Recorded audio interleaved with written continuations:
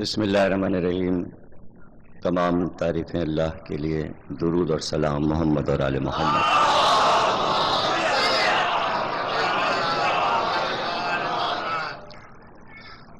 الوداع عشرے کی چوتھی تقریر قصر مسیب میں عظمت ابو طالب کے موضوع پر آپ حضرات سماعت فرما رہے ہیں۔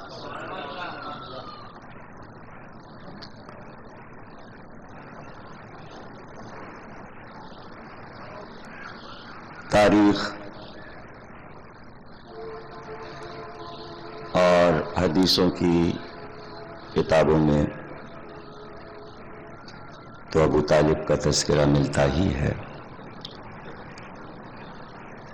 لیکن جو آپ کی عظمت اور خدمات ہیں اس کے پیش نظر ضروری تھا کہ قرآن خاموش نہ رہتا، اور یہ بہت ہی نفسیاتی مسئلہ ہے اور دینی مسئلہ بھی ہے کہ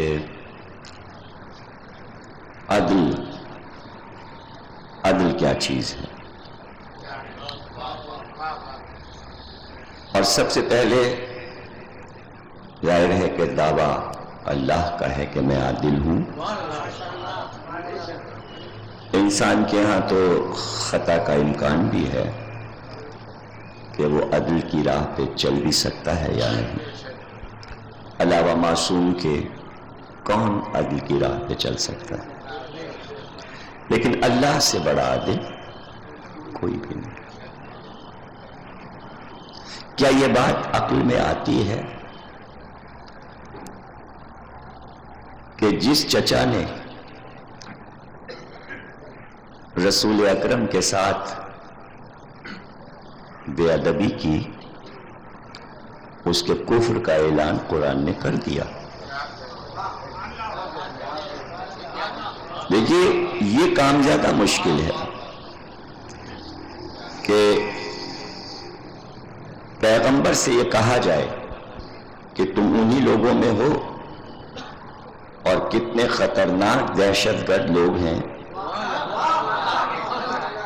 کہ 13 سال سے پریشان کیا ہوا ہے پیغمبر کو، پتھر مار رہے ہیں، اوجڑی پھینک رہے ہیں، کوڑا پھینک رہے ہیں، تنہائی کا عالم ہے، اور پھر اللہ یہ کہے کہ انہی کی مذمت بیان کرو۔ یہ بہت مشکل کام ہے کہ سورے پہ سورے آ رہے ہیں۔ اب وہ تو ہاشمی ہے، ابو لہب، اور دشمن بھی ہے، اور سورہ آ گیا، اور سورہ بھی صرف یہ نہیں کہ مذمت، بلکہ باقاعدہ اللہ کوس رہا ہے۔ تبت یدا ابی لہب، ٹوٹ جائیں اس کے ہاتھ، اور نازک منزل اس وقت آ جائے کہ صرف یہی نہیں، اس کو برا نہیں کہو، اس کی بیوی کو بھی برا کہو۔ حمالۃ الحطب، ام جمیل، میاں بیوی دونوں پہ لعنت کرو۔ اب آپ ذرا بتائیے کیوں؟ اس لیے کہ اللہ مصلحتوں سے تو کام لے گا نہیں۔ یہ تو ہوگا نہیں کہ کافروں کے نام چھپا لیے جائیں، ان کے عیب نہ بیان کیے جائیں۔ قرآن مصلحت نہیں دیکھتا، اور اس نے صدیوں کی باتیں بیان کر دی اللہ نے کہ ہم نے کبھی کسی کی مروت نہیں کی، جہاں بھی ظلم ہوا ہم نے کسی کی پرواہ نہیں کی۔ کسی تمدن، کسی تہذیب کے بہت عاد و سمود نے ترقیاں کی تھیں، بہت ترقی یافتہ تھے آل فرعون، بہت ترقی یافتہ تھے نمرود اور آل نمرود، بڑے شہر بسائے تھے، بڑی اونچی عمارتیں بنائی تھیں، بڑی تہذیبی سرگرمیاں تھیں، بڑے بڑے ملک تھے، سرسبز و شاداب باغات اور نہریں تھیں، سب اپنی جگہ۔ لیکن تم نے سرکشی کی، ہم نے سب کو فنا کر دیا، تمدن ہم نے دفن کر دیے، کھدائیاں ہوتی رہیں گی اور نکلتے رہیں گے۔ ایک انسان کی قبر بنانا بہت آسان ہے، اللہ نے تو پورے پورے تمدن دفن کر دیے، شہروں اور ملکوں کی قبریں بنا دی گئیں اور اب کھدائی میں نکل رہی ہیں، تو اللہ نے کسی کی پرواہ نہیں کی، مالک کائنات ہے۔ تو جو نمرود اور فرعون اور شداد اور حامان پہ باقاعدہ اپنی کتاب میں لعنت ملامت کرے اور ان کے مظالم بیان کرے، تو ابو لہب کیا حیثیت رکھتا ہے؟ وہ تو کسی ملک کا مالک بھی نہیں ہے۔ تو اب یہاں پر اللہ کے عدل کا مسئلہ آتا ہے کہ جس نے پیغمبر کے ساتھ برائی کی اس کے لیے تو سورہ اتار دیا، اس کے عیب بیان کر دیے، لیکن جس چچا نے خدمت کی ہے اس کی تعریف نہیں کر رہا، یہ عدل نہیں ہے، اسے عدل نہیں کہیں گے۔ یہ پوچھا جائے گا پروردگار سے کہ تجھے اپنے نبی سے محبت ہے، اس سے جو بھی دشمنی کرے گا اسی کی زبان سے تو کہلوا رہا ہے کہ بتاؤ دنیا والوں کو کہ اس نے ہمارے ساتھ دشمنی کی، اعلان کرو۔ اور صرف مرد کی نہیں، عورت کی بھی، میاں بیوی دونوں سازش میں شریک ہیں، دونوں کی مذمت کی جائے۔ سورہ کو قرآن میں موجود ہے 30ویں پارے میں، سورہ لہب، اور جلالی سورہ ہے۔ جو جلالی نمازیں ہیں علاوہ واجبات نمازوں کے، تو جو نمازیں دعائیہ پڑھی جاتی ہیں منت مراد کے لیے، ان میں یہ سورہ شامل کیا جاتا ہے۔ جلالی سوروں سے دعائیہ نمازیں پڑھی جاتی ہیں، اور عام طور سے مکے میں بھی اور مدینے میں بھی یہ سورہ اکثر و بیشتر مغربین میں بھی پڑھا جاتا ہے۔ امام کعبہ پڑھتے ہیں سورہ علم کے بعد، سب کو یاد بھی ہے، چھوٹا سا سورہ ہے، اور سب کو معلوم ہے کہ کس کی برائی ہو رہی ہے، یہ ابو لہب ہے اور یہ اس کی بیوی ام جمیل ہے، اور جو دشمنیاں دونوں نے کی اس کا بھی اللہ نے ذکر کر دیا کہ یہ کر کیا رہے تھے نبی کے ساتھ۔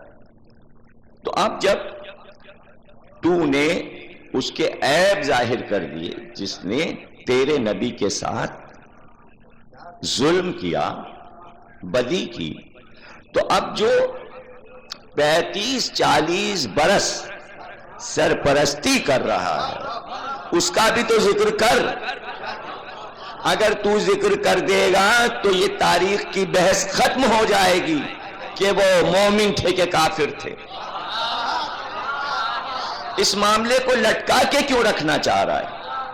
تو کہاں، وہ تو چھوٹا سا سورہ ہم نے ابو لہب کے لیے کر دیا، ہم ان کے لیے بہت بڑا سورہ رکھیں گے، بہت بڑا سورہ۔ کلام پاک میں 2 طرح کے سورے ہیں، مختصر اور طویل۔ جو طویل سورے ہیں ان کو کہتے ہیں طوال، سورہ طوال، سورہ ہائے طوال، جس میں سورہ بقرہ ہے، جس میں سورہ آل عمران ہے، سورہ نساء ہے، سورہ مائدہ ہے، یہ سب بڑے بڑے سورے، طویل سورے، بہت آیات ہیں، 200 سے اوپر۔ انہی طویل سوروں میں ایک سورہ سورہ آل عمران ہے، یہ تیسرا سورہ ہے۔ اب پورے قرآن میں لفظ عمران صرف اسی سورے میں ایک بار آیا، اور وہ آیت ہے بسم اللہ الرحمن الرحیم، ان اللہ اصطفیٰ آدم و نوحً و آل ابراہیم و آل عمران علی العالمین۔ صرف اس آیت کی وجہ سے سورے کا نام سورہ آل عمران ہو گیا، سورہ آل عمران۔ ارشاد ہو رہا ہے کہ عالمین میں، اب یہ عالمین تو آپ کے ذہن میں ہے، الحمدللہ رب العالمین، رب ہے عالمین کا، عالم کا نہیں، 2 عالم کا نہیں، عالمین، یعنی جتنے بھی تصور میں عالم آ سکیں تمہارے، جتنی بھی دنیایں تصور میں آ سکیں، سب اس کے زیر حکومت ہے، اس کا وہ مالک ہے، عالمین کا۔ تو ہم نے عالمین پہ نظر ڈالی، اور ایک تو پروردگار کی نظر اور عالمین پہ نظر، اور ہم نے انتخاب کیا، چن لیا۔ کس کو چنا؟ آدم کو چنا، نوح کو چنا، پھر ہم نے آل ابراہیم کو چنا، پھر آل عمران کو عالمین میں اصطفیٰ بنایا، یعنی مصطفیٰ بنایا۔ چننے کے لیے عربی میں یہ لفظ استعمال ہوتے ہیں، یعنی انتخاب، اللہ کا انتخاب، برگزیدہ بنانے کے لیے کچھ لفظ اللہ قرآن میں استعمال کرتا ہے۔ اگر کسی کو اپنی نگاہ میں انتخاب کر لے، پوری دنیا سے اٹھا کے چن لے اور بلند کر دے اور برگزیدہ کر دے اور پاکیزہ کر دے، تو اس کے لیے لفظ استعمال ہوتا ہے قرآن میں اصطفیٰ یا مصطفیٰ۔ ایک ہی معنی ہے اصطفیٰ اور مصطفیٰ کے۔ یا تو اللہ جب انتخاب کرے گا تو کہے گا ہم نے اس کو اصطفیٰ کیا یا مصطفیٰ کیا، یا پھر کہے گا ہم نے مرتضیٰ کیا، یا پھر کہے گا ہم نے مجتبیٰ کیا، یا پھر کہے گا ہم نے مختار کیا۔ اب یہ سارے گھر، اسی گھر میں یہ آپ کو خطابات ملیں گے، محمد مصطفیٰ، علی مرتضیٰ، حسن مجتبیٰ، احمد مختار۔ صلوات پڑھیے۔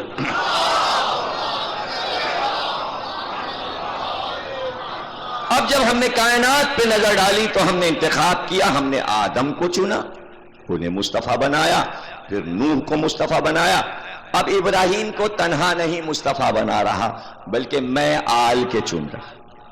اس کے بعد عمران کو چنا، میں آل کے، آل عمران کو چن لیا۔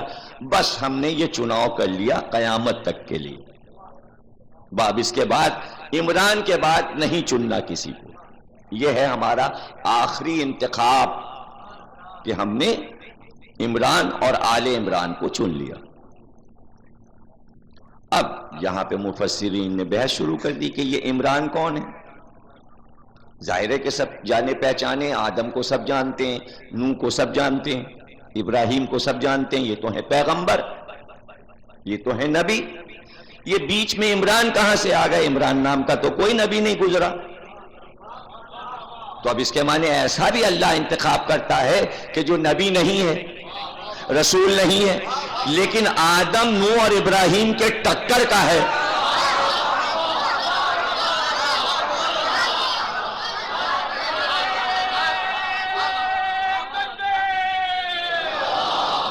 اسٹیٹس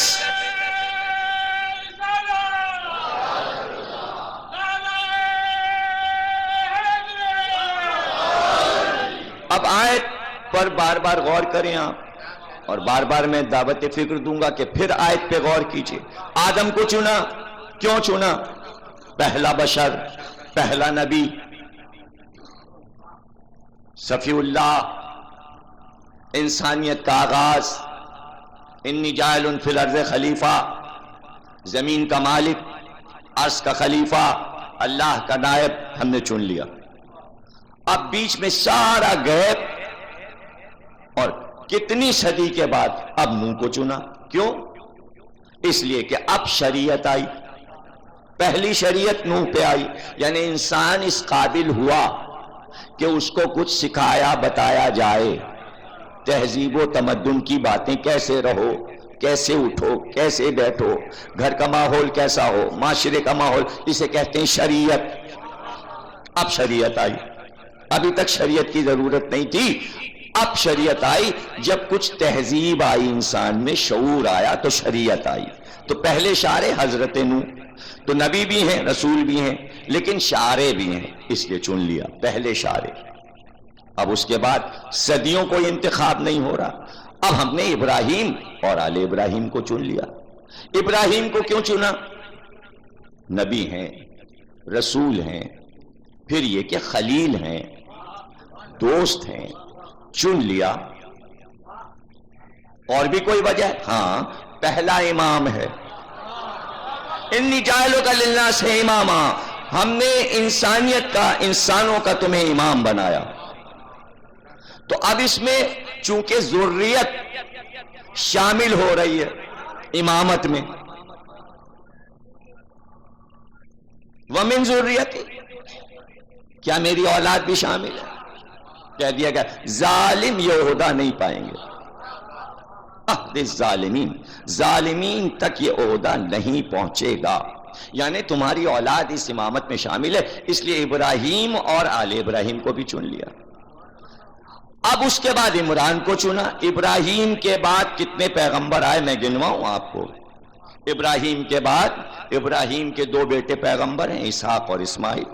اسحاق کے بیٹے یعقوب بھی پیغمبر ہیں، یعقوب کے بیٹے یوسف بھی، اور جناب ایوب بھی، اور داؤد بھی، اور سلیمان بھی، اور حضرت موسیٰ بھی، اور ہارون بھی، اور حضرت عیسیٰ بھی، اور یحییٰ بھی، اور زکریا بھی، اور شعیب بھی۔ کتنے پیغمبر آ گئے؟ عیسیٰ تک کتنے پیغمبر آ گئے؟ اب سمجھ میں نہیں آ رہا ہے، نہ موسیٰ کو چن رہا ہے نہ عیسیٰ کو چن رہا ہے، بلکہ کہہ رہا ہے ہم نے عمران کو چن لیا۔ تو عمران تو پیغمبر کی صف میں کوئی نام ہی نہیں آ رہا ہے، اور چناؤ ہے آخری۔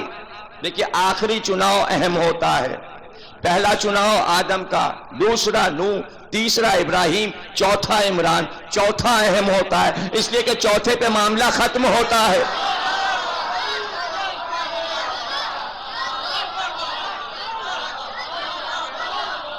بھئی کیوں اہم ہوتا ہے؟ اس لیے کہ جس پہ خاتمہ ہوتا ہے، جو خاتم ہوتا ہے، اہم وہ ہوتا ہے۔ اس لیے کہ شریعت آدم کی نہیں چلے گی، نوح کی نہیں چلے گی، ابراہیم کی نہیں چلے گی، شریعت عمران کی چلے گی۔ ہے کون یہ عمران؟ قیامت تک اس انتخاب کو جانا ہے۔ ہم عمران کے بعد کسی کو نہیں چنیں گے، بس اسی کی اولاد میں چنتے رہیں گے، لوگوں کا انتخاب کرتے رہیں گے، مصطفیٰ بناتے رہیں گے، یہاں تک کہ اس عمران کی آخری اولاد اور قیامت ساتھ ساتھ ہو جائیں۔ عمران کے بعد ہم کسی کا انتخاب دیں گے، اتنا اہم انتخاب جو سب سے آخری انتخاب ہے، جسے قیامت تک جانا ہے، اور تو نے یہ نہ بتایا کہ یہ عمران ہے کون؟ ایسا تو نہیں ہے کہ قرآن میں کوئی اننون شخصیت ایسی آیت میں آدم اور نوح کے ساتھ آ جائے اور دنیا جانتی نہیں کہ کون ہے۔ یہ بات سمجھ میں نہیں آتی۔ اب مفسر سے پوچھا گیا بھائی یہ عمران کون ہے؟ اب مفسر بیٹھا لکھنے کے لیے، کہا عمران دراصل حضرت موسیٰ اور حضرت ہارون کے والد کا نام تھا۔ چلیے صحیح ہے، موسیٰ اور ہارون آل عمران۔ رک جائیے یہاں پہ، نہیں، حضرت مریم کے والد کا نام بھی عمران تھا جو حضرت عیسیٰ کے نانا ہے۔ اب یہیں پہ رک جائیے، تو اب دو عمران ہو گئے، ایک موسیٰ اور ہارون کے والد ہو گئے، ایک حضرت مریم کے والد عمران ہو گئے۔ یہ کہیں مل نہیں رہا کہ یہ نبی ہیں یا نہیں ہیں۔ انبیاء کے باپ ہیں، ایک انبیاء، ایک نبی کے نانا ہیں عمران۔ موسیٰ عیسی عمران بولتے ہیں نا، نام کے ساتھ عمران کا نام لگاتے ہیں عیسیٰ کے نام کے ساتھ، اس لیے کہ نانا ہے، نواز ہیں۔ لیکن چناؤ ہے قیامت تک کا۔ یہ عمران جو موسیٰ اور ہارون کے باپ ہیں، ان کو قیامت تک رہنا چاہیے، لیکن ہارون کی اولاد کا کہیں پتہ نہیں کہاں گئی۔ موسیٰ کے کوئی بیٹا ہی نہیں تھا، ایک بیٹی تھی۔ اس بیٹی کی اولاد آگے بڑھی یا نہیں بڑھی، یہ تو یہودیوں سے پوچھئے بتائیں گے، اور یہودی بتا نہیں رہے کچھ کہ موسیٰ کی اولاد کہاں آباد ہے، ہارون کی اولاد کہاں آباد۔ تو جس کی اولاد ہی ناپید ہو گئی ہو تو ابس ہے یہ کہنا ہم نے آل عمران کو چن لیا۔ عمران صرف نہیں چنا جا رہا، آل عمران چنی جا رہی ہے، اور اس میں عمران کا چناؤ ہو رہا ہے۔ آل کا رہنا ضروری ہے، تو موسیٰ کے والد عمران کی اولاد کہیں موجود نہیں۔ اب مریم کے والد عمران، ایک بیٹی مریم کے بیٹے عیسیٰ، 33 برس کی عمر میں آسمان پہ اٹھا لیا گیا، نہ شادی نہ بیاہ نہ اولاد۔ عیسیٰ پہ ہی بات ختم ہوئی، اس عمران کی بھی اولاد نہیں، اس عمران کی بھی اولاد نہیں۔ یہ آل عمران ہے کون؟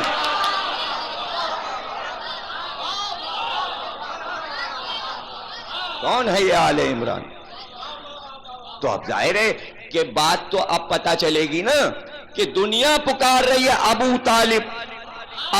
یہ نام تو نہیں ہے، یہ تو کنیت ہے، اور عرب کا یہ طریقہ تھا، جو بڑا بیٹا ہوتا تھا اس کے نام کے ساتھ ابو لگا دیتے تھے۔ یا پہلے کنیت رکھتے تھے، بڑا بیٹا ہوتا تھا تو اس کا وہ نام رکھ دیتے تھے. جیسے ہمارے سرکار دو عالم کی کنیت کیا ہے؟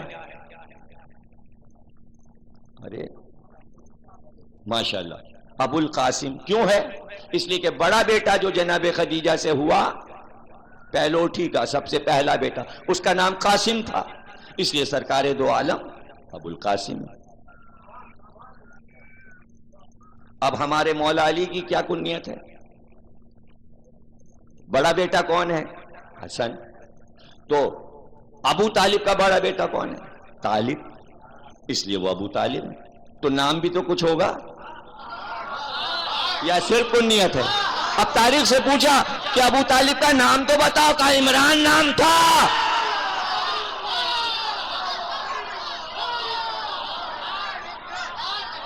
ان اللہ اصطفى آدم ونوحا وآل ابراہیم وآل عمران علی العالمین.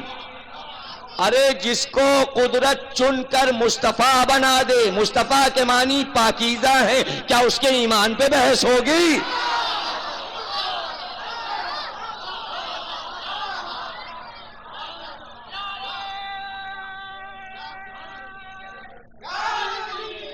قدرت نے چنا. ایک چچا نے ظلم کیا تو اس کی برائی کی ٹوٹ جائیں اس کے ہاتھ. ایک چچا نے خدمت کی تو کہا ہم نے چن لیا، مصطفیٰ بنایا. اب یہ لفظ یاد رکھیے گا، استفا یعنی مصطفیٰ. حضور کو مصطفیٰ کیوں کہتے ہیں؟ پاکیزہ بنایا، برگزیدہ بنایا، بزرگ بنایا، چن لیا، انتخاب کیا. بہت سے معنی عربی کے لفظ کے ہوتے ہیں، لغت میں دیکھتے چلے جائیے. مصطفیٰ بنایا، کس کو بنایا؟ آدم مصطفیٰ، نوح مصطفیٰ، ابراہیم مصطفیٰ، عمران مصطفیٰ. اب ابی لہب اس کے ہاتھ ٹوٹ جائیں، اس کے ہاتھ ٹوٹ جائیں. کیوں ٹوٹ جائیں؟ اس لیے کہ جب حضور آیات پڑھتے، خطبہ دیتے، تو آدھی خطابت جو ہے وہ زبان سے ہوتی ہے، آدھی خطابت ہاتھوں سے ہوتی ہے، اشاروں سے ہوتی ہے. حضور جب اشارے کرتے، زمین اور آسمان کے اشارے، کہ جہاں آسمان لرزنے لگتے تھے حضرت کے اشاروں سے، ستارے کانپنے لگتے تھے حضرت کے اشاروں سے، جہاں حضرت کے اشاروں سے چاند ٹوٹ جاتا تھا، جہاں حضرت کے اشارے سے آفتاب پلٹ آتا،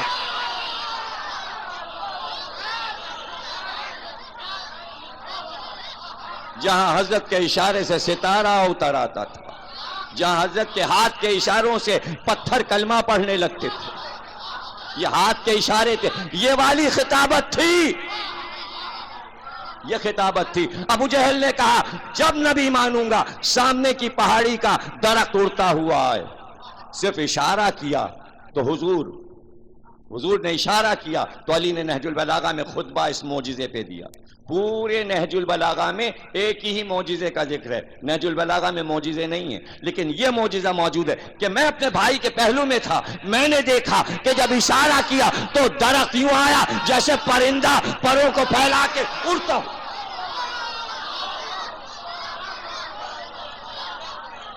اشارہ، ایک اشارے پہ درخت اڑتا ہوا ہے. کیا اس سے کہیے واپس جائے؟ اسی طرح اڑتا ہوا واپس گیا جیسے آیا تھا. کب ایسا کیجئے آدھا درخت وہاں رہے، آدھا اڑتا ہوا ہے. یہ سب اشارے کی خطابت تھی، اور اس کے بغیر خطابت نہیں ہے نا. یہ اشارے تو حضور اشارے کرتے، جب اشارے کرتے تو ابو لہب پیچھے سے آ کے حضور کی نقل میں ہاتھ نچاتا، نقل کرتا، بدتمیزی کرتا، پیچھے کھڑے ہو کے ہاتھ دکھاتا. اور جب حضور چلے جاتے لوگوں کو جمع کر کے حضور کے لہجے کی نقل کرتا، اسی طرح حضور کے اشاروں کی نقل کرتا. کتنا جلال اسے آیا کہ مردوں کی زبان میں نہیں کوسا، اور عورتوں کی زبان. ٹوٹے اللہ کرے تیرے ہاتھ، ٹوٹ جائیں تیرے ہاتھ. آدمی کوستا ہے جل جل کے، ٹوٹ جائیں تیرے ہاتھ. تو اس نے کوسا تھا. تو بدر کی لڑائی کے بعد ایسی چیچک نکلی ابو لہب کے کہ یہ دونوں ہاتھ گل گل کے ٹکڑے ہو کے گرے. جب لاش اٹھائی گئی تو ہاتھ نہیں تھے، ٹوٹ گئے نا دونوں ہاتھ. جو کہا تھا اللہ نے وہی ہوا. اب یہ ہاتھ یاد رکھیے گا کہ دشمن کے ہاتھوں پہ اللہ کی نظر ہے، تو اگر دشمن کے ہاتھوں پہ نظر ہے تو پھر دوست کے ہاتھوں پہ بھی نظر ہونی چاہیے. عدل عدل عدل الہی کیا ہے؟ عدل الہی کیا ہے؟ اب یہ لفظ اصطفیٰ بھی یاد رہے، یہ ہاتھ بھی یاد رہیں. اس کے بعد آپ کو لطف آئے گا جس منزل تک ہم آپ کے ذہن کو لے جانا چاہتے ہیں.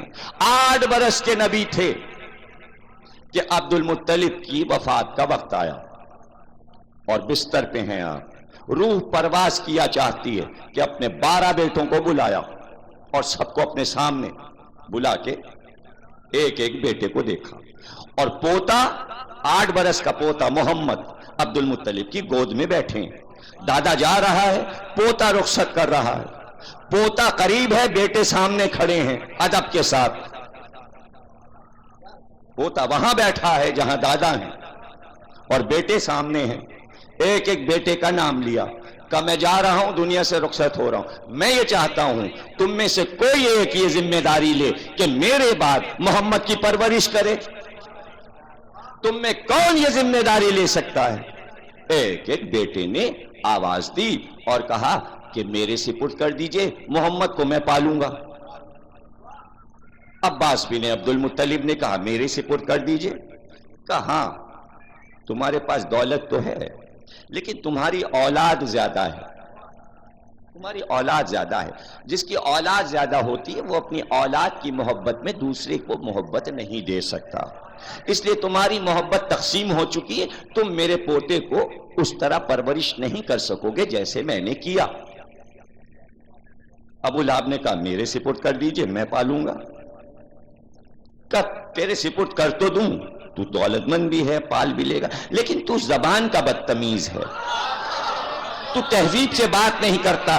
اگر کبھی میرے مرنے کے بعد تو نے میرے بچے کو ڈانٹا تو میری روح قبر میں لرزے گی، اس لیے تیرے سپرد نہیں کروں گا. تو تیری زبان میں نرمی نہیں ہے. اب یہ ساری باتیں یاد رکھیے کہ کیوں ابو طالب ایک ایک کو رد کر رہے ہیں.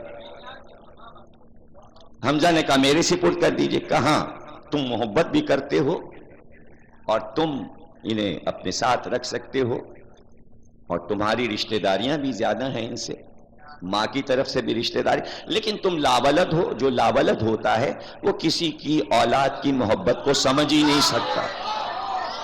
مشکل ہے تمہارے لیے، ذرا مشکل ہے. یہی زبیر نے کہا کہ تمہارے بھی اولاد نہیں ہے اس لیے تم اس کے مزاج کو نہیں سمجھ سکو گے. اب سب بول چکے، سب بول چکے. ایک بار ابو طالب نے کہا بابا میرے سپرد اس بچے کو کر دیجئے، میں اسے پالوں گا. تو اب سب کی باتیں تو رد کر چکے تھے. جب ابو طالب بولے تو ابو طالب سے کچھ نہیں کہا بلکہ پوتے کی طرف دیکھا کہ بیٹا تمہارا کیا خیال ہے؟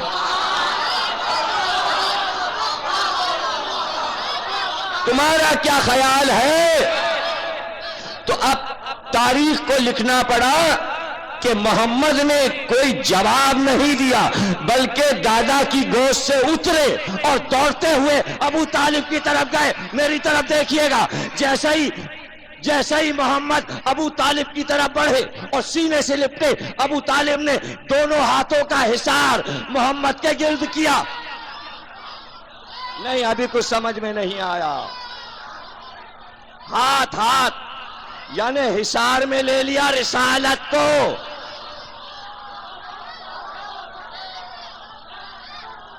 تبت یدا ابی لہب.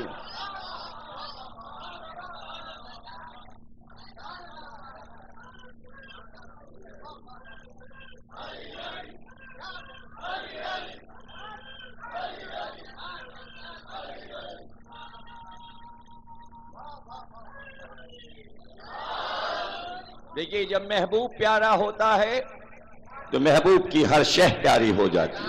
یہ ایک فلسفہ ہے. محبوب پیارا ہے، محبت ہے، اس کی ہر شے سے محبت ہے. اب قرآن میں نمونے دیکھتے جائیے. اللہ کو اپنے حبیب سے محبت ہے، اس کی ہر شے سے پیار ہے. یا ایھا المدثر، اے سبز چادر اوڑھنے والے. یعنی نبی بھی پیارا، اس کی چادر بھی پیاری. سمجھیے یعنی محبوب کی ہر شے پیاری. یا ایھا المزمل، اے کالی کملی اوڑھنے والے. یہ کیا بات ہے بھائی؟ والتین والزیتون وطور سینین وھذا البلد الامین. مجھ کو قسم ہے کعبے کی زمین کی، کعبے کی چار دیواری کی، کہ جس میں تو ہے. یعنی بات حصار کی ہو رہی. جب آپ چادر اوڑھیں گے تو چادر کا حصار آپ کے گرد ہوگا، جب آپ کمبل اوڑھیں گے تو چادر اور کمبل کا حصار آپ کے گرد ہوگا. تو آپ بھی پیارے اور جس چیز کے آپ حصار میں ہے وہ شہ بھی پیاری. تو چادر کا حصار پیارا، کملی کا حصار پیارا، کعبے کی چار دیوار اور ابو طالب کے ہاتھوں کا حصار. ان اللہ اصطفیٰ.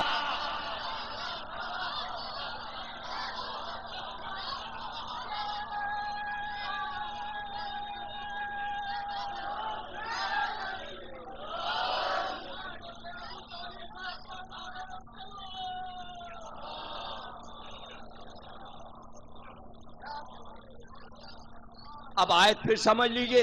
ہم نے چن لیا آدم کو، نوح کو، ابراہیم کو اور عمران کو اور آل عمران کو. انتخاب کیا، مصطفیٰ بنایا.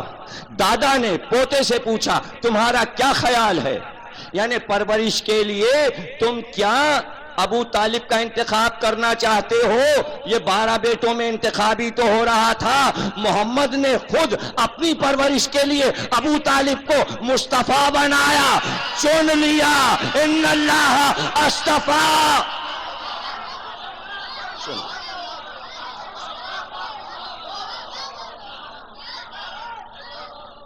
اب جملہ تو یہ کام کا ہے نا کہ مصطفیٰ نے ابو طالب کو مصطفیٰ بنایا. تبھی تو اللہ نے کہا ہم نے مصطفیٰ بنایا. تو آل کو کیوں چنا؟ کہ آل کو اس لیے چنا کہ بعد ابو طالب یہی محافظ رہے گی. آل محافظ رہے گی اور اب تک محافظ ہے. آل ہی محافظ ہے، کوئی محافظ نہیں ہے رسول کا. چن لیا ہم نے، اس لیے انتخاب کیا. اور ساری دشمنی اسی محافظت کی تو ہے. اور بات کیا ہے؟ کسی نے کیا کسی کا بگاڑا؟ صرف اتنی ہی سی تو بات ہے کہ نشانہ بن گئے ابو طالب اور ان کی اولاد. انتخاب کر لیا. اب بتائیے 8 سال کی عمر سے چچا نے اپنے گھر میں رکھا، تو اب دسترخوان لگے گا، کھانا کھایا جائے گا، پانی پیا جائے گا، سب کچھ ابو طالب کے گھر میں ہوگا. گھر تو ایک ہی ہے. جو عمل ہے محمد کا 8 سال کی عمر سے 40 سال کی عمر تک سب ابو طالب کے زیر نگرانی ہے یا نہیں؟ اب آپ کو دیکھ لیجئے. نہائیں دھوئیں، سر میں کنگھی ہو، کپڑے بدلے جائیں. کپڑے کون بنوا رہا ہے؟ پرورش کون کر رہا ہے؟ حد یہ ہے کہ دسترخوان بچھ جائے تو جب تک محمد نہ آ جائیں، بچوں سے کہتے تھے کھانا نہ شروع کرنا، اس لیے کہ محمد جب دسترخوان پہ بیٹھ جاتے ہیں تو برکت ہو جاتی ہے. کھانا تھوڑا بھی ہو تو بچ جاتا ہے اور ختم نہیں ہوتا. تو بھتیجا بنا کے نہیں پالا.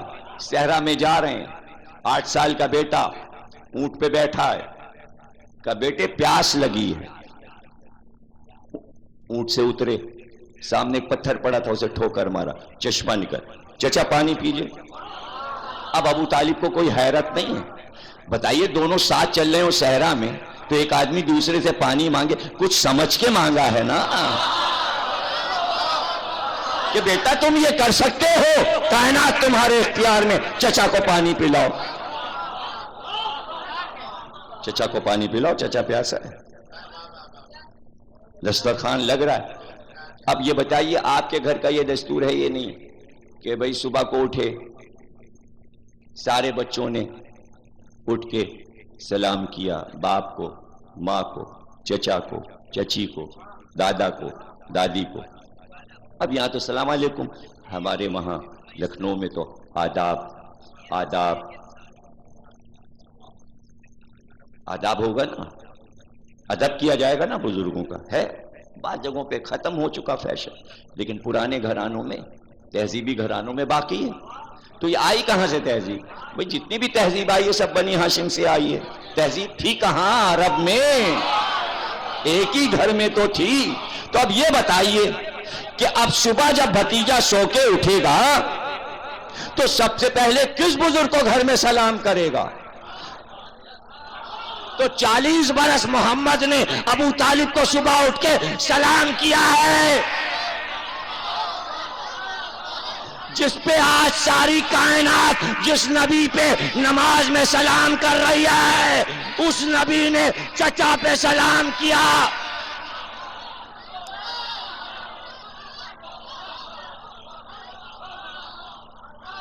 چچی کو سلام کیا.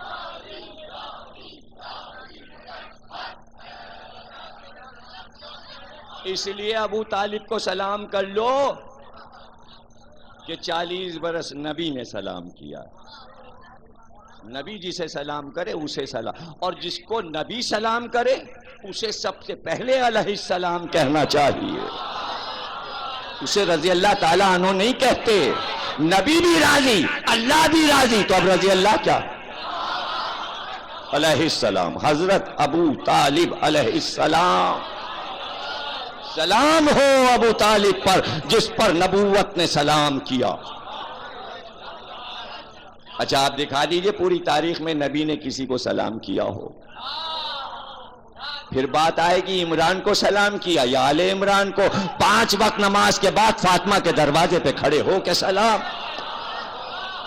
علی پہ سلام، حسن پہ سلام، حسین پہ سلام. آپ ذرا حدیث قصہ تو پڑھیے. جب قریب کوئی چادر کے آیا تم پر ہمارا سلام، علی تم پر ہمارا سلام، حسن تم پر ہمارا سلام. تو نبوتیں کس کو سلام کر رہی ہے؟ ان سب کو علیہ السلام کہیے. اچھا نہیں لگتا رضی اللہ تعالیٰ عنہ کہنا، علیہ السلام اچھا لگتا ہے. تو آپ نے دیکھا ہے کہ یہ پرورش اور یہ اختیار ابو طالب کا، اور اتنی محبت. شام جا رہے ہیں تجارت کا قافلہ لے کر، بھتیجی نے آ کے باہر لجام فرس کو پکڑ لیا. کہا چچا مجھے چھوڑ کے جائیں گے؟ کہا ہم تمہیں اتنے دور کے سفر میں نہیں لینا، ہم اکیلے رہیں گے نہیں، ہم تو آپ کے ساتھ چلیں گے. کہا اچھا بیٹھ جاؤ. آؤ چلو. لے کے چلے. بصرہ ایک شہر ہے شام کا، اب بھی بہت مشہور شہر ہے. شام کا سرحدی شہر ہے، یعنی جب آپ عرب سے شام میں داخل ہوں گے تو یہ شہر بڑا شہر شام کا ملے گا. تو بصرہ شہر تک حضور ابو طالب کے ساتھ پہنچ گئے. چونکہ شام ہمیشہ سے عیسائیوں کا مرکز تھا، اور ایک بہت پرانا راہب جس کے لیے کہا جاتا تھا حضرت عیسیٰ کا یہ نائب ہے، وسیع ہے، بحیرہ راہب، بے بڑی ہے یہ رے ہے. اب یہ راہب اس دیر میں کسی کا انتظار کرتا تھا، لوگوں سے کہتا تھا کہ ایک نبی آنے والا ہے، ہم نے انجیل میں پڑھا، اس راستے سے گزرے گا، اس راستے سے گزرے گا وہ، اور بس اس کا زمانہ قریب آیا چاہتا ہے اور ہم اس کی زیارت کریں گے. قافلہ آیا. اس دیر کے سامنے قافلے ٹھہرا کرتے تھے، رکتے تھے. بہت سے درخت لگے ہوئے تھے، وہاں لوگ ٹھہرتے تھے. لیکن ایک درخت ایسا تھا، بہت بڑا درخت، کہ اس درخت کے نیچے کبھی کوئی بیٹھا ہی نہیں تھا. سامان رکھا ہوا تھا قافلے کا، اور راہب نے دعوت دی قافلے کو کہ مکے سے قافلہ آیا، ہمارے ہاں کھانا کھاؤ.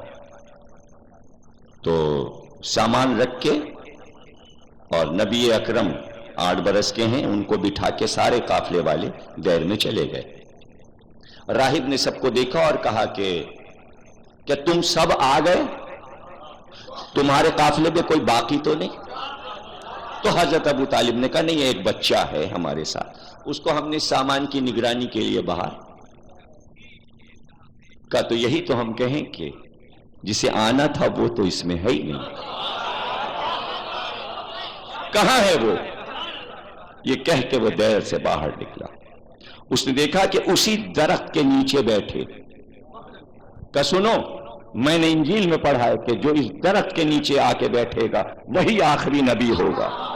اس جگہ پہ آج تک کوئی نہیں بیٹھا، اس بچے کو بلاؤ. اب جو چلے نبی، تو بادل کا ایک ٹکڑا سر پہ چلا.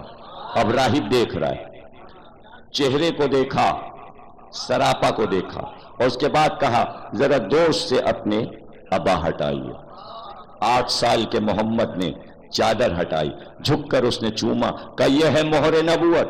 ابو طالب اس کو واپس لے جائیے. شام میں یہودیوں کی تعداد بہت زیادہ ہے اور وہ اپنے ذائچے کے حساب سے چل چکے ہیں یہاں آنے کے لیے تاکہ اس بچے کو قتل کر دیں. پھر میں بتا رہا ہوں کہ عیسائیت ہمیشہ سے مسلمانوں کی دوست رہی ہے, یہودیت دشمن رہی ہے. مسلمانوں کو چاہیے کہ عیسائیوں کو دوست بنا کے یہودیوں کو ماریں, یہ موقع نہ دے کہ عیسائی اور یہودی ایک ہو کر مسلمانوں کو ماریں. یہ ایک پیغام ہے, جہاں تک جائے عیسائیوں سے دشمنی مت کریں. کیوں نہ کریں؟ اس لیے کہ پیغمبر نے کبھی عیسائیوں سے دشمنی نہیں کی.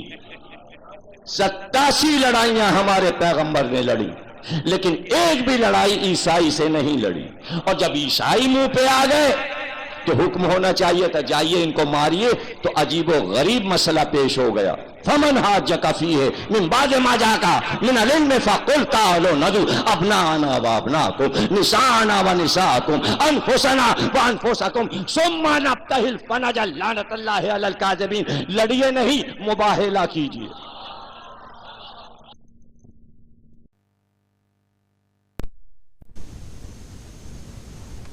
اس لیے کہ یہ اپنے آپ کو امن پسند کہتے تھے. اگر پیغمبر ان پہ حملہ کر دیتے تو کہتے مسلمان پیغمبر ظالم ہے, ہم امن پسند ہیں. چارے یہ لوگ ہیں. اس لیے کبھی اسلام نے عیسائی سے جنگ نہیں کی اور نہ جنگ مول لی ان سے, اس لیے کہ عیسائیوں کے لیے یہ آسان ہے کہ صرف اشارہ ہو جائے یہ فوراً کلمہ پڑھ لیتے ہیں. لیکن اگر آپ ان کے ساتھ دہشت گردی کریں گے تو وہ یہودیوں سے مل جائیں گے, آپ کو ماریں گے. سارے راہب پیغمبر کا انتظار کر رہے تھے. عیسائی پیغمبر کو نہیں قتل کرنا چاہتے تھے, یہودی قتل کرنا چاہتے تھے. دیکھیں یہودی کتنا چالاک ہے, جلدی سے عیسائی کو دوست بنا لیتا ہے. حالانکہ مسلمانوں اور یہودیوں کی جتنی دشمنی ہے اس سے کہیں زیادہ عیسائیوں اور یہودیوں کی دشمنی ہے. اس لیے کہ یہودیوں نے عیسائی کے پیغمبر حضرت عیسیٰ کو مانا ہی نہیں. یہی تو دشمنی ہے, وہ عیسیٰ کو مانتے ہی نہیں. اور جتنی توہین یہودیوں نے حضرت عیسیٰ کی ہے, دنیا کے کسی قوم نے پیغمبر کی اتنی توہین نہیں کی. اگر قرآن نہ ہوتا تو مریم کی لاج رکھنے والا کوئی نہیں تھا. اس لیے عیسائی احسان مند ہے کہ تم نے ہماری مریم کے لیے ایک پورا سورہ رکھا. اے پیغمبر, تم نے عیسیٰ کی مدح کی ہے. تو ہمیشہ راہب مداح رہا ہے اسلام کا, اور ان چیزوں پہ نظر ہونی چاہیے. اور میں نے کسی تقریر میں کہا تھا کہ رسول کے جتنے خطبے ہیں, حضرت علی کے جتنے خطبے ہیں, آثار قیامت اور ظہور امام میں سارے ملکوں کے نام ہیں, لیکن امریکہ کا کوئی ذکر نہیں ہے. کیوں نہیں ہے؟ اس لیے نہیں ہے کہ صرف اتنی سی بات ہے کہ پورا امریکہ امام مہدی کے آتے ہی کلمہ پڑھ کے مسلمان ہو جائے گا.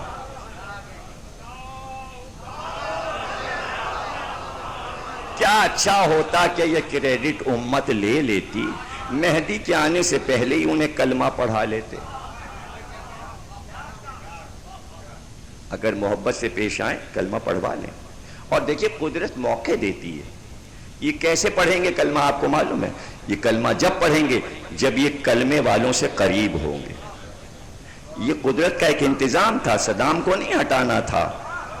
2.5-3 لاکھ امریکن فوج کو کربلا اور نجف میں اللہ اتارنا چاہتا تھا. جا کے دیکھو تو کہ سپر پاور ہوتی کیا ہے.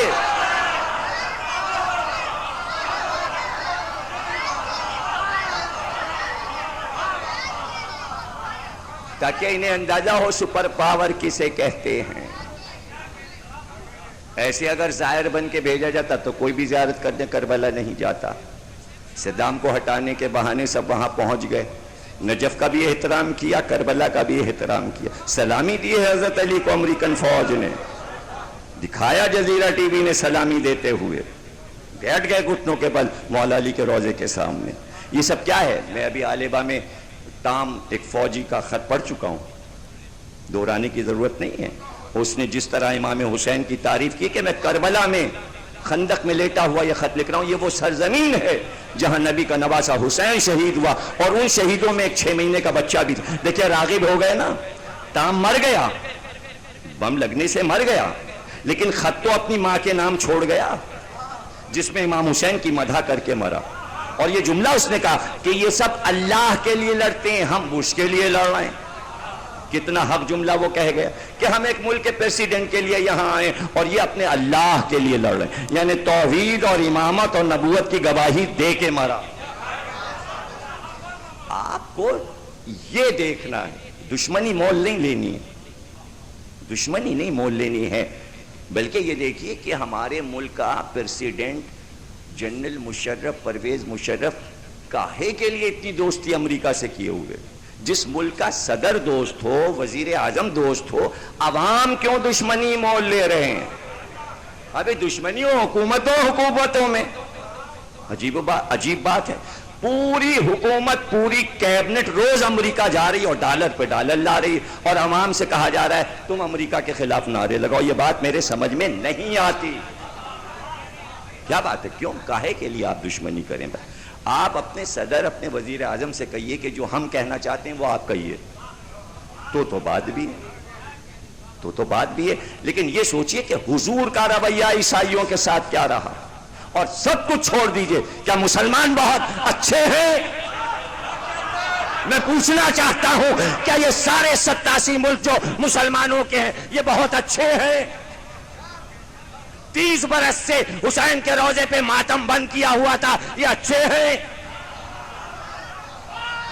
75 برس سے فاطمہ زہرا کی قبر نہیں بننے دے رہے، یہ اچھے ہیں؟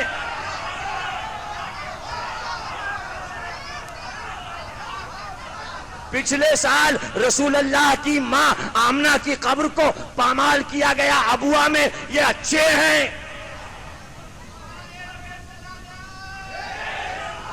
یہ اچھی باتیں ہیں. اگر عیسائی مسلمانوں کے مقابلے میں پاک جگہوں کا احترام کر رہا ہے تو یہاں کلمے کے مسئلے پہ بات کر لیجئے کہ کلمہ گو کیا کر رہے ہیں، اور جس نے نہیں کلمہ پڑھا وہ کیا کر رہے ہیں. آ گئے نا ہم ابو طالب کے موضوع پہ.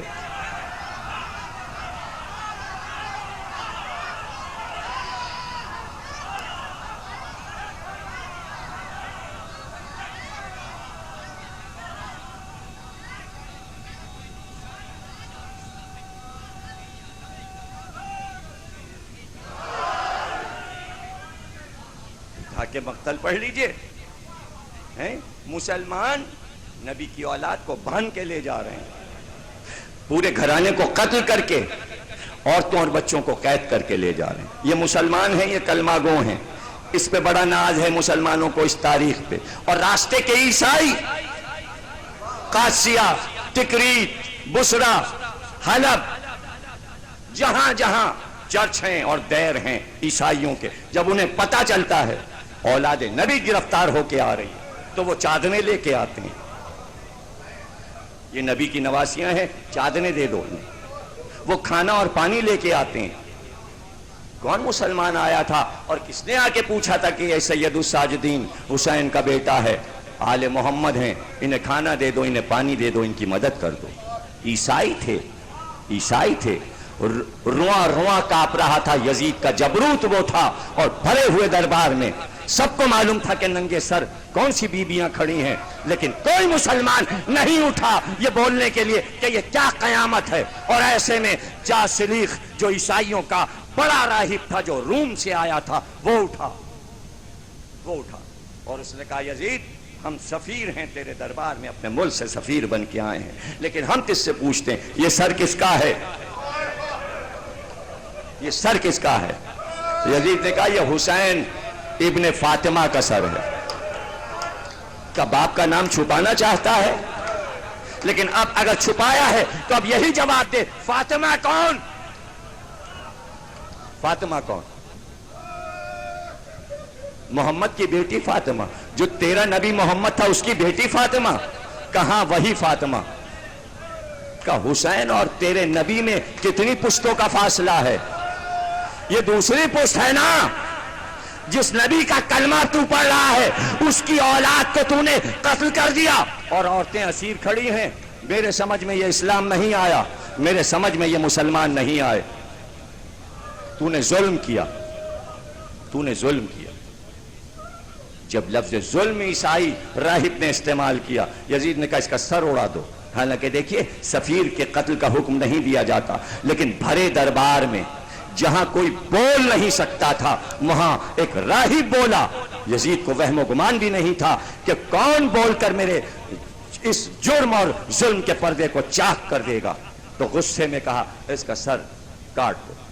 اس نے کہا سر کاٹ دے، لیکن ایک بات سن لے، رات میں سویا ہوا تھا اپنی خوابگاہ، تو میں نے خواب میں دیکھا کہ دو نبی آئے، ایک تو میرے نبی عیسیٰ آئے اور ایک مسلمانوں کے تیرے نبی محمد آئے، اور دونوں کے سر پہ خاک پڑی تھی،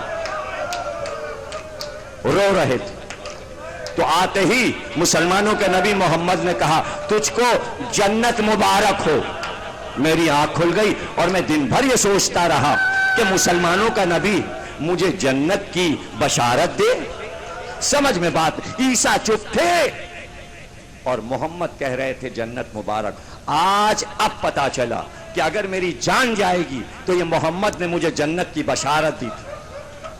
سر کاٹ لے، تقریر ختم ہو گئی، تو سر کاٹ لے، لیکن دیکھیے وہ تاریخ لکھا گیا کہ عیسائیت آل محمد کی دشمن نہیں تھی۔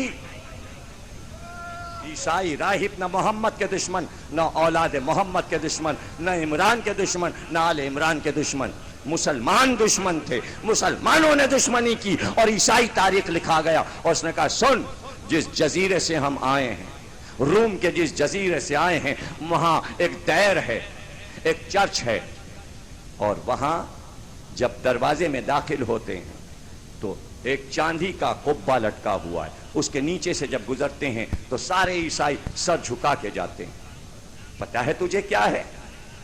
پتہ ہے تجھے کیا ہے؟ وہ حضرت داؤد نبی کے خچر کا کھر ہے، کھر۔ اس کو ہم نے چاندی اور سونے میں سجا کے رکھا ہے، اور جب اس کے نیچے سے گزرتے ہیں تو ادب سے گزرتے ہیں۔ ایک نبی کی سواری کے گدھے کا کھر ہماری نظر میں قابل احترام ہے۔ اور سن، میں خود حضرت داؤد کی 33ویں پشت میں ہوں، میں جدھر سے گزرتا ہوں لوگ میرے قدموں کی خاک اٹھا کر اپنے سر پہ رکھتے ہیں۔ میں 33ویں پشت میں ہوں، داؤد کی 33ویں پشت میں، اور حسین تو محمد کی دوسری پشت میں تھا۔ تو نے سر کاٹ دیا، تو سر کٹ، ارے اگر سر کاٹا تھا تو کاٹتا، ارے یہ حسین کی بہنوں کو کھلے سر کیوں لے کے آیا؟ یہ حسین کی بیٹی سکینہ جس کے ہاتھوں